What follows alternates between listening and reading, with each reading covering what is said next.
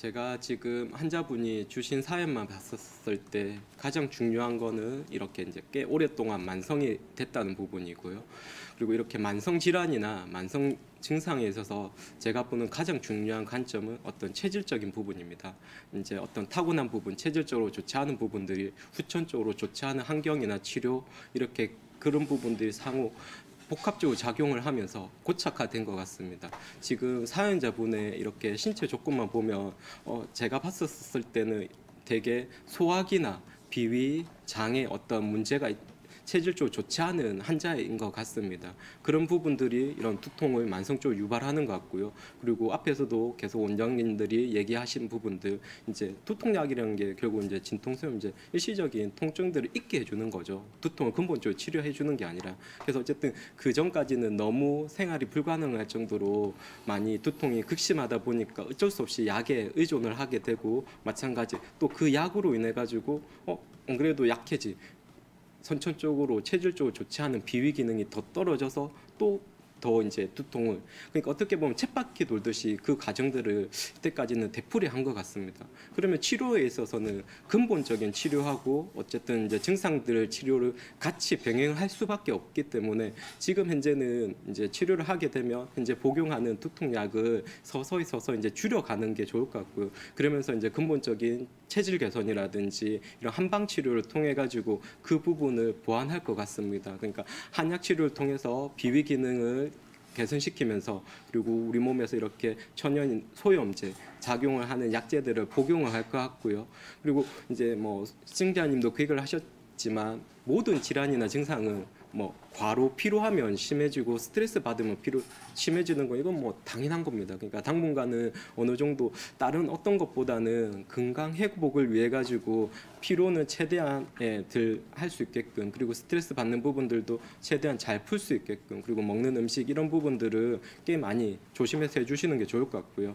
의학 교과서에 만성 두통에 보면 첫 번째가 약물성 두통을 감별하라고 되어 있습니다. 무슨 얘기냐고 하면 오히려 반대로 이렇게 두통을 만성화시키는 데 있어서 다른 요인보다는 제1순위가 이렇게 약물의 오남용입니다. 그 약물에는 흔하게 먹는 진통소염제도 당연히 1순위가 되는 거고요. 그래서 진통소염제 부작용을 보면 이런 두통이 들어가 있습니다. 그래서 이제 지금 환자분은 조금 이제 약물에 그동안 너무 많이 의존함으로 인해 가지고 조금 어떻게 보면 병을 더 만성화시킨 부분이 있으니까요. 이런 부분들은 최대한 한방 치료를 통해서 덜 하시는 게 좋을 것 같고요. 그리고 이제 어차피 두통 환자는 전 세계적으로 다 있습니다. 그래서 미국에서도 이렇게 편두통이나 만성 두통 환자한테 침 치료를 했더니 훨씬 더 그 전에 비해서 두통의 횟수를 이렇게 줄인다는 연구 결과들이 발표가 되고, 그게 이제 뉴스에도 보도가 되면서 막상 이제 환자들이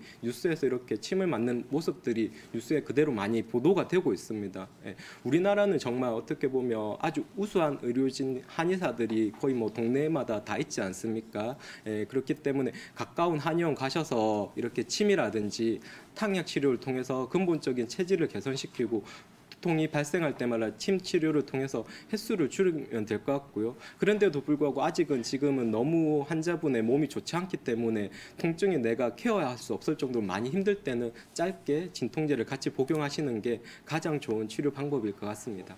네. 저는 어차피 소아들만 전문으로 진료를 보는데요. 그러면 그 소아 진료에 있어서 거의 절반 가까이는 호흡기 질환입니다. 호흡기 질환이면 뭐 비염, 천식, 감기 이런 모든 호흡기 증상을 통칭하는데요.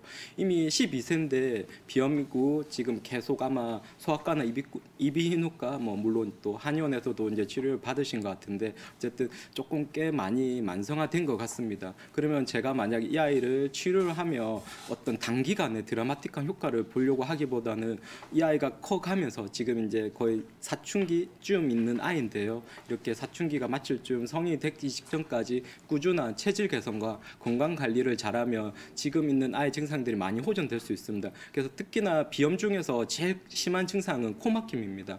코가 막히면 아이 성장이든 뇌 발달이든 학습이든 그리고 하다못해 얼굴까지 변형이 됩니다. 그래서 아이가 코가 막혀서 밤에 항상 잘 때 숙면을 취하지 못하고 입을 벌리고 있다든지 평상시에도 입이 벌어져 있으면 어떻게든지 올바른 치료와 생활 관리를 통해서 빨리 개선을 시켜주는 게 좋습니다.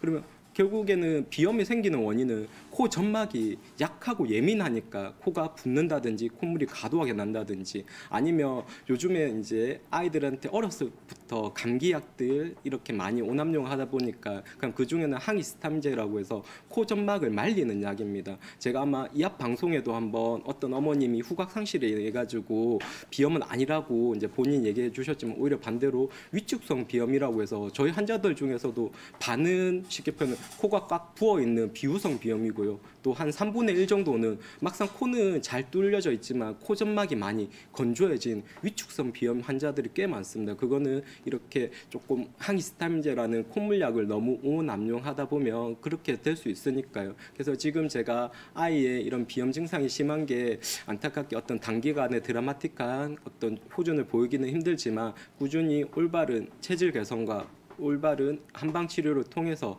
지금보다는 서서히 증상들을 개선시켜 줄 수 있다는 얘기를 꼭 당부드리고 싶고요.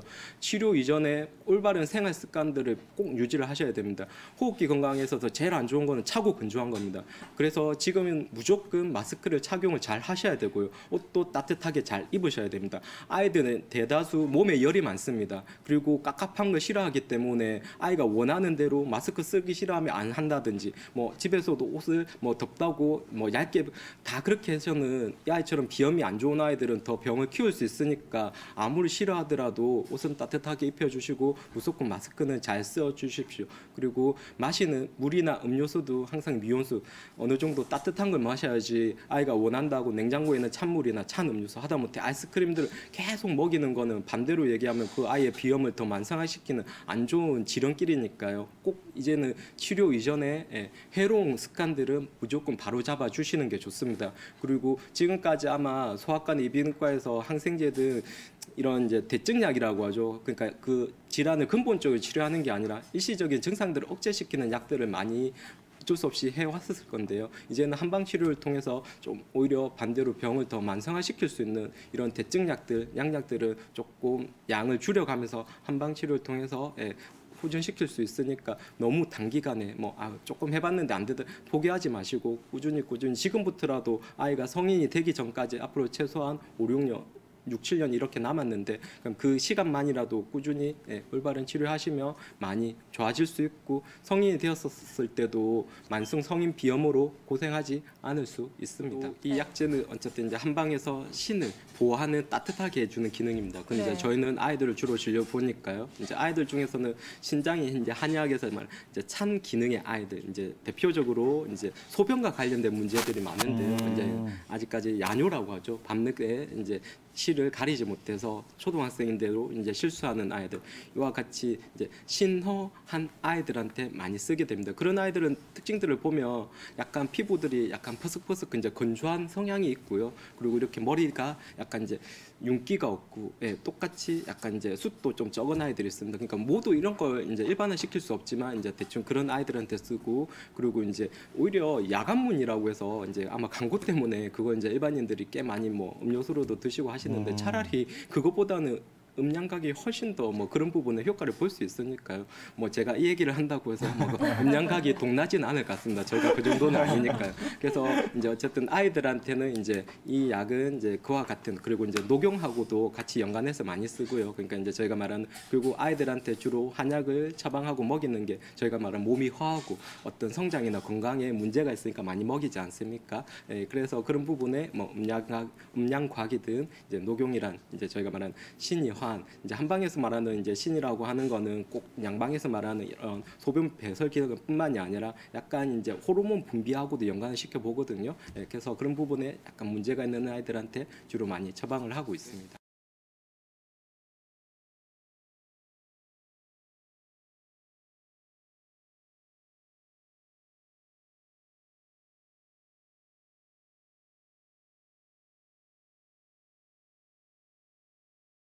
환자분은 편두통의 기본적인 양상을 보이시는데요.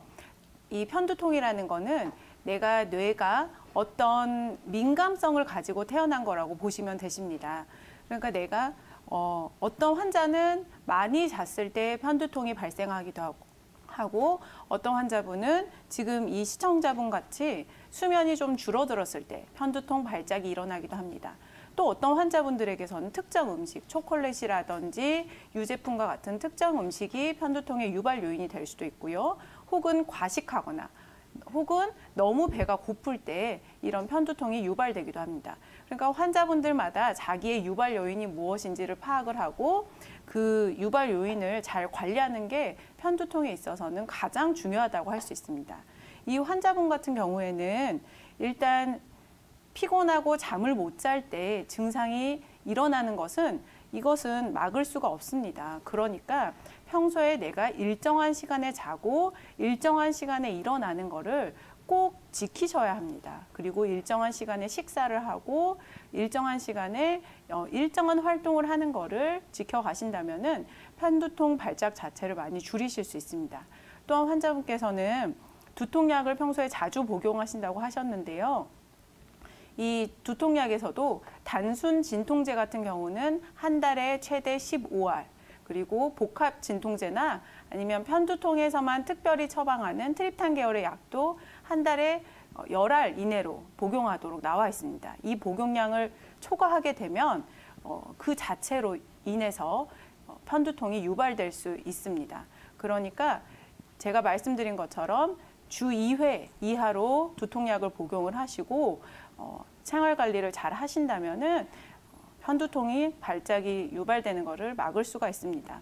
또한 일본에서는 이런 트립탄 계열의 약을 복용하는 사람들에게 있어서 단기 사용과 오수유 생강탕을 8주 정도 복용을 했을 때 편두통 발작이 유발되는 기간이 간격이 길어지고 그다음에 발작 강도가 줄어든다 하여 이 병용 투여를 권장을 하고 있습니다. 그러므로 환자분도 이 트립탄 계열의 약을 처방받으신다면은 가까운 한의원에서 이러한 계열의 약들을 같이 복용하시는 것도 증상 개선에 도움이 되실 수 있습니다. 네. 체중이 처음부터 잘 안 빠진다고 하는 거는 나는 적게 먹고 있다고 생각하지만 실제로 섭취량이 많은 경우가 사실은 대부분입니다. 실제로 우리가 밥량을 줄이면서 밥량은 줄었지만 반찬량이 는다든지 아니면 환자분들 중에서는 습관적으로 마시는 음료수 또는 간식, 어떤 분은 밥은 정말 적게 드시는데 습관적으로 사탕을 하루에 성인인데 한 20개 정도 드시는 분도 계셨습니다. 그런데 그분들에게는 그게 이제 습관화가 되셨기 때문에 이게 어떤 문제가 있는 식습관이라는 인식 자체가 적은 경우가 대부분이십니다. 그래서 내가 171cm에 84kg인데 처음부터 감량이 안 된다고 하시면은 이거는 내가 먹는 식사 일지를 적으셔서 실제로 내가 얼마나 먹었는지를 좀 객관적으로 평가를 해보면은 생각보다 조금 더 많이 드시는 케이스가 많습니다. 그리고 초기 감량을 내 몸무게 초기 몸무게 10% 정도 감량했는데도 감량이 되지 않았다고 하는 거는 10% 정도 감량 이후에 나타나는 일종의 정체기라고 볼 수 있습니다. 이 정체기에서는 그전에 해오셨던 습관들을 그대로 이어가시면서 운동을 30분 정도 추가를 하신다면 정체기를 효과적으로 금방 극복하실 수가 있습니다.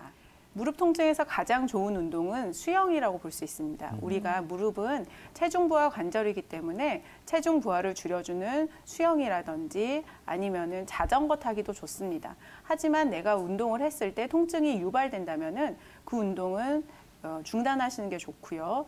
그 다음에 무릎 통증이 있어도 누워서 할 수 있는 여러 가지 스트레칭들이 있고 무릎에 하중을 주지 않으면서 할 수 있는 여러 가지 무릎 재활 운동들도 많이 있습니다. 이런 운동들을 검색을 하신다든지 아니면 근처 재활센터에서 몇 가지 운동들을 배우셔서 집에서 하신다면은 충분히 다이어트에도 도움이 되고 무릎 재활에도 큰 도움이 될 것입니다. 약성 자체가 따뜻한 약이기 때문에 내 몸에 열이, 화열이 많으신 분들은 복용을 하실 때 신중하게 복용을 하셔야 되고요.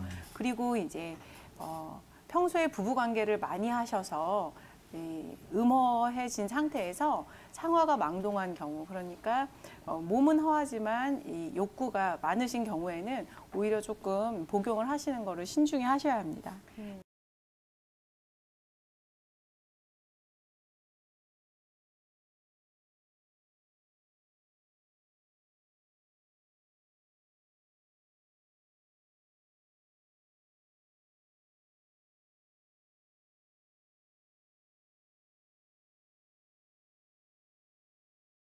이분 같은 경우에는 초등학교 때부터 지금 두통이 있는 거 보니까 굉장히 좀 오래된 두통이라고 볼 수가 있습니다. 그런데 지금 편두통도 있다고 하는데, 편두통이라고 하는 것은 동의보감에서 보시면은 다 아시는 것처럼 머리 반쪽이 아픈 걸 말합니다. 그 편두통이 발생되는 원인에 대해서 동의보감에서는 왼쪽에서 편두통이 발생하는 경우에는 혈허로 인해서 그런 거고요. 오른쪽에 편두통이 있을 때는 담이나 열 같은 게 있을 때 발생된다고 보고 있거든요. 반드시 편두통이 이렇게 좌우를 나눠서 이렇게 그런 원인들이 딱 나눠지는 건 아니고요. 상황에 따라서 오른쪽에서도 그 혈호로 인해 발생할 수도 있고요. 저기 왼쪽에서도 담이나 그런 걸로 발생할 수가 있습니다. 지금 시청자님 같은 경우에는 초등학교 때부터 굉장히 좀 오랫동안 발생한다고 했는데, 아마 이렇게 두통이 심했고 아주 심한 경우에는 극심한 두통에 시달린 정도라고 했을 정도면은 아마 양방병원에서 머리 쪽에 CT나 MRI 검사를 받았을 거로 생각이 됩니다. 그리고 그러면은 되게 이상이 있거나 아니면 이상이 없거나 발견이 될 텐데요. 지금으로 봐서는 아마 뇌에는 이상이 없는 걸로 지금 판단이 되거든요. 근데 되게 이렇게 어렸을 때부터 두통이 이게 쭉 있어 온 경우에는 비위가 허약해서 발생된 두통이 많아요. 비위가 허약하게 되면은 음식물을 소화시킬 때 담이라고 하는 노폐물이 발생하게 되는데, 그런 담이 우리 몸을 돌아다니다가 가끔 머리 쪽으로 가서 통증을 일으킵니다. 어르신들이 어깨가 아프면은 담 결렸네, 아니면 허리 아플 때 담 결렸네 말씀하시는 게 바로 그런 담이 돌아다니다가 어깨나 허리에 맺히기 때문에 통증이 발생하는 거거든요. 그런 담이 머리에 걸린 거라고 보시면 될 것 같아요. 그래서 만약에 이게 그 담이 올라가서 생긴 두통이라고 하면은 이걸 한방 병명으로 담골 두통이라고 하는데, 이럴 때 나타나는 특징이 머리가 이렇게 쪼이면서 깨질 듯이 아프고, 그리고 눈이 압박감이 있거나 눈이 이렇게 약간 통증이 있어서 빠질 것 같다든지 아니면 메스꺼립다든지 그런 증상들이 통증이 있을 때, 두통이 있을 때 같이 동반됩니다.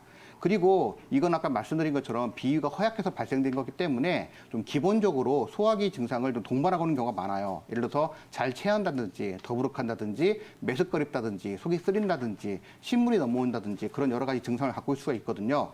그래서 지금 시청자님 같은 경우에는 만약에 혹시 이런 증상이 있다라고 한다고 하면은 비위 쪽에 문제가 있을 거라고 판단하시고 한의원에 내원해서 진단을 받으시면 될 것 같아요. 그리고 아까 두통약을 자주 복용하신다고 했는데, 이게 지금 특히 이렇게 위가 나빠서 생기는 담골 두통 같은 경우는 굉장히 안 좋은데요. 왜냐하면은 진통제라고 하는 것은 기본적으로 위장장애를 갖고 있습니다. 그래서 어르신들이 무릎이 아프다든지 허리가 아파서 정형외과에서 약을 타서 먹는 경우에 속이 쓰려서 못 먹는 경우가 굉장히 많잖아요. 그래서 주사를 맞고 그러시는 경우가 많은데, 기본적으로 위장장애를 일으키기 때문에 이게 지금 근본 원인인 비위를 더 자극하는 것이죠. 그렇기 때문에 두통약을 먹으면 머리가 일시적으로 안 아플 수 있지만 가장 근본 원인인 위는 더 나빠질 수가 있어요. 그러다 보니까 이게 악순환이 되는 거죠. 안 먹으면 머리가 아프고 또 먹으면 머리는 안 아픈데 속은 나빠지고 계속 반복됩니다. 그렇기 때문에 두통약을 너무 자주 복용하시고 그러다 보면은 더 병이 깊어질 수 있기 때문에 한의원에 내원하셔갖고요, 한약을 처방받으시는 게 좋으시고요. 이런 담골 두통 같은 경우는 저도 이제 한의원에 있다 보면은 많이 오세요. 양방병원에서 아무리 검사해도 아무런 그 뇌 이상이 없는 경우로 이렇게 오신 경우 많은데, 아무리 오래되고 이게 심한 경우에도 치료가 굉장히 잘 됩니다. 머리 쪽에 있는 노폐물만 빼내면 되는 거거든요. 그리고 기본적으로 비위를 튼튼하게 만드는 걸 같이 하면 됩니다. 그렇기 때문에 너무 고생하지 마시고요. 가까운 한의원에 내원하셔서 정확히 진단을 받으시고요. 그다음에 음식을 평상시에 조심하셔야 됩니다. 원래 음식 같은 것들을 잘 조심하지 못하면은 치료 받으신 다음에 다시 또 재발하는 경우가 굉장히 많습니다. 그래서 밀가루 음식이라든지 짜고 맵고 그런 자극성이 강한 음식이라든지 아니면은 육개장이나 뼈다구탕 같이 그렇게 좀 맛이 진한 음식 같은 것들을 좀 자제를 하시고요.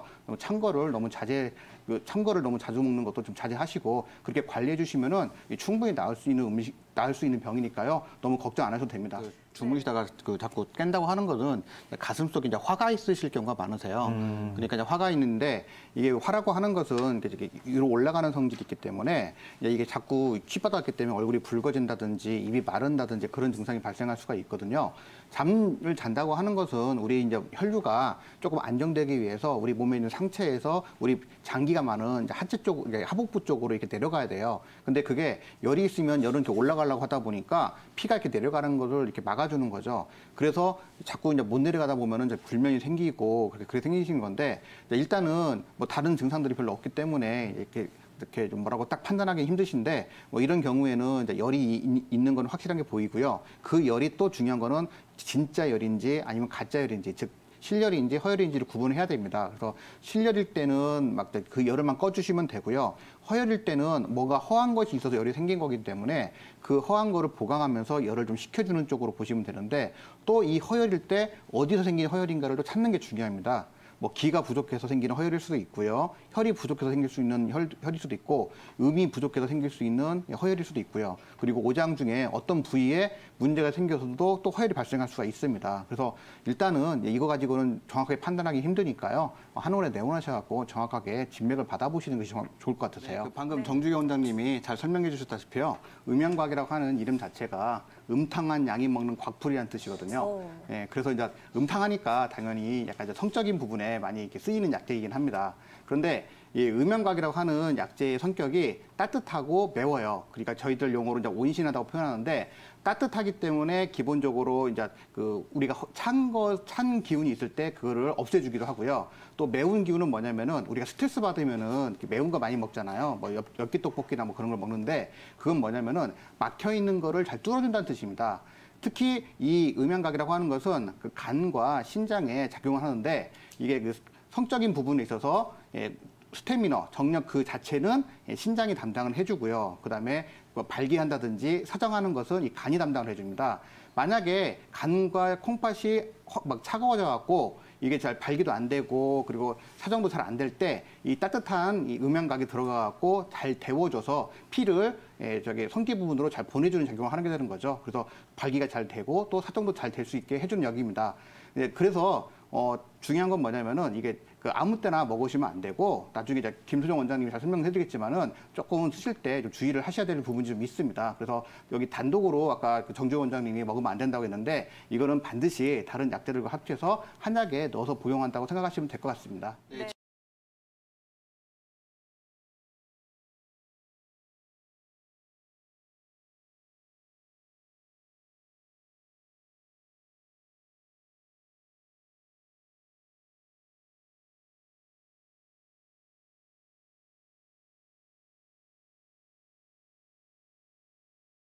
일단 두통이라는 것은 이 기저에 파생 질환이 있느냐 없느냐에 따라서 1차성 두통 혹은 2차성 두통으로 나눌 수 있는데요. 지금 환자분께서 제가 제일 걱정되는 부분은 너무 어렸을 때부터 꾸준하게 두통으로 인해서 굉장히 고생을 많이 해오신 부분이 보이는데 이러한 경우에는 기저에 어떤 질환으로 인해서 두통이 2차적으로 발생하고 있는지를 가장 먼저 확인하셔야 되는 게 가장 중요합니다.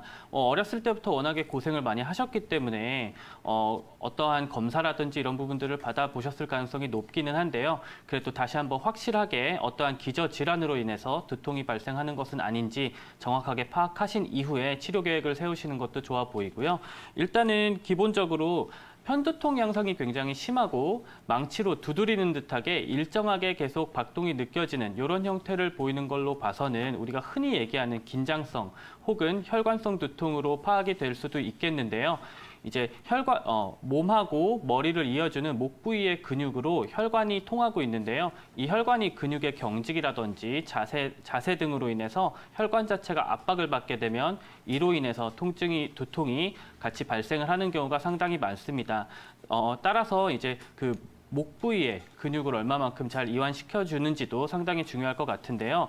혹시라도 눈물이 맺히거나 혹은 어지러움증이 동반이 된다든지 구역감이 동반이 된다든지 하는 증상들이 있는지 확인을 해보셔야 되는데 자세라든지 이제 이런 근육 경직의 심한 정도를 통해서도 신경 압박 때문에 나타날 수 있는 증상들이기 때문인데요. 이러한 부분들도 한번 잘 확인을 해보시고요. 지금 현재 두통약을 굉장히 많이 복용하신다고 들었습니다. 아까 원장님께서 잘 설명은 해주셨는데요. 두통약을 장기간에 걸쳐서 오래 복용하는 경우는 사실 오히려 만성 두통을 더욱더 심화시킬 수 있는 가능성이 많기 때문에 두통약 복용은 최대한 절제하시면서 서서히 복용하는 양을 줄여가시면서 이제 생활 관리를 통해서도 얼마든지 두통 완화를 유도할 수 있을 것 같습니다. 또한 침이라든지 추나 치료라든지 이제 한방에서 시행하는 외과적인 처치도 굉장히 두통에 지금 같은 경우에 효과가 좋으니까요. 가까운 한의원에 내원하셔서 꼭 진단 받아보시길 바라겠습니다. 일단은 기본적으로 속이 쓰리는 증상이 언제부터 발생했는지도 사실 중요하겠지만 사실은 연령대가 증가하면서부터는 계속해서 우리 몸에 흔히 말하는 진액이라고 하죠. 그러니까 일종의 우리 몸에서 수분을 담당하고 있는 이제 그런 개념이 되는데 그런 개념들은 꾸준하게 우리가 나이를 들어가면서는 어쩔 수 없이 조금씩 줄어가게 됩니다. 이 진액들이 줄어가면서는 사실 이 진액이 하는 역할들이라는 거는 이제 몸에서의 순환이 원활하게 이루어질 수 있도록 돕는 그런 역할인데요. 진액이 마르면서 당연스럽게 이제 그 위 점막도 어찌 보면은 이제 우리가 흔히 얘기하는 한의학에서 얘기하는 진액의 한 종류라고 얘기할 수 있는데 그런 부분들이 마릅니다. 마르면은 이제 이 벽 자체가 건조해지고 그렇게 되면은 위산이 분비되면서 이 위 벽 자체를 꾸준하게 커버를 해주지 못하기 때문에 그로 인해서 이제 속 쓰리는 증상이 또 발생을 할 수 있는데요.